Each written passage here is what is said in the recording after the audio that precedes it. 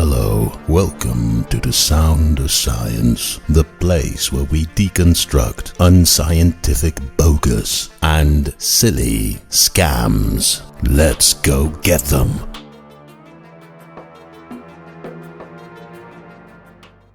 Hello, today I've got another atheist question for Christians. I think it's interesting to make videos like these in response to all those videos from Christians who make videos with questions that atheists supposedly can't answer. Mostly those questions for atheists are extremely easy to answer. They've been answered a million times. Sometimes those questions for atheists have got nothing to do with atheism. And sometimes those questions aren't even questions. In about all cases, those questions for atheists are questions that don't really bring the atheist position in trouble. At very best, Christians come up with questions that atheists can answer with, "I don't know," and then Christians don't have the answer either. But when we turn the tables, and when atheists start asking the questions, it's a whole different ballgame. Because from an atheist perspective, we can ask questions to Christians that are pretty damaging to their beliefs. I demonstrated this with recent videos, and I noticed that an effective way to avoid theist word salad is to bring questions down to their bare basics. Don't ask why or how. Just ask for yes or no, and then it becomes painfully obvious that the Christian position is pretty problematic. I demonstrated this in one of my recent videos in which I focused on the following question. Can God end ARPE in a way that it no longer exists in this world? That is a yes, no, or I don't know question. If no, God can't end ARPE, that would mean that he's pretty useless. In that case, we better take matters in our own hands as human beings, or find some other more capable guru to focus our worship on. If yes, God can end ARPE, that would mean that God chooses to let ARPE continue. In that case, he's even more useless, and in no way someone who deserves our trust. I don't know if God can end ARPE would also be a problematic answer for a Christian, because if a Christian doesn't even know what his God is capable of, then how would he know if stuff that happens is caused by his God? And if a Christian can't distinguish between divine intervention or just stuff that happens, then how can he know if his God even exists in the first place? So, seen from a Christian perspective, about every answer to the question, can God end ARPE, is pretty problematic. No matter the answer, you end up with a useless or a non-existing God. As a follow-up, I have another atheist question for Christians. And of course it's a question that might be interesting to all of you people out there. But I think that we atheists are especially interested in what Christians have to say about this. So, the question today is, does God choose to drown children? Now that seems like a rather harsh and cynical question, but in fact it is a very obvious and logical question, since the Bible clearly explains that God committed genocide, and in the process he drowned all the children on earth. That might sound shocking to some uninformed Christians, but it is what the Bible tells us.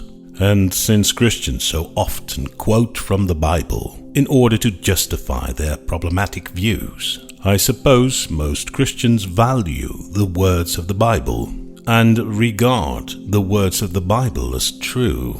So me quoting the Bible should have meaning to them and should have gravity as an argument for those Christians. So let me first quote the Bible to show that, according to the Bible, God indeed committed genocide, and in the process he killed all children on the planet by drowning them.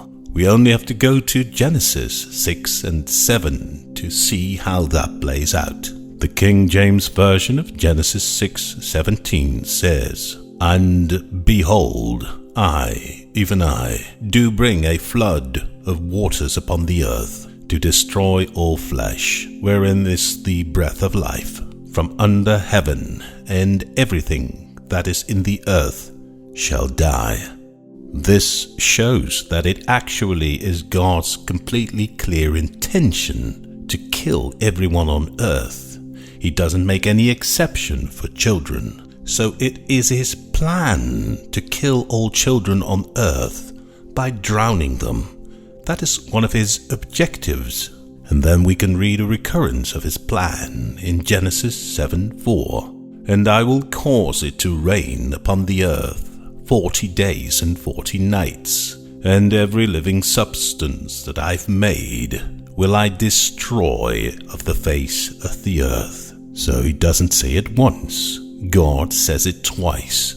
He's very consciously planning to kill every human being on earth by drowning them, and that includes all children. Now that's called genocide, and it's not some kind of mistake that God made. God gave this some proper thought, and this actually is his own plan of choice. Now imagine that a person tells you, "Well, I've got this plan. I'm going to kill all people on earth, and that includes all children." And after hearing that explanation, Christians apparently think there is good reason to worship such a person. That apparently is what's going on here. If we then go to Genesis 7:19 and 7:20, we can see that according to the Bible, God actually carries out this genocidal plan. "And the waters prevailed exceedingly upon the earth, and all the high hills that were under the whole heaven were covered. 15 cubits upward did the waters prevail, and the mountains were covered." And then in Genesis 7:21 and 7:22, it says that indeed God's plan was a success.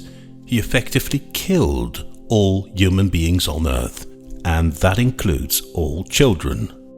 "And all flesh died that moved upon the earth, both of fowl, and of cattle, and of beast, and of every creeping thing that creepeth upon the earth, and every man, and in whose nostrils was the breath of life, of all that was in the dry land, died.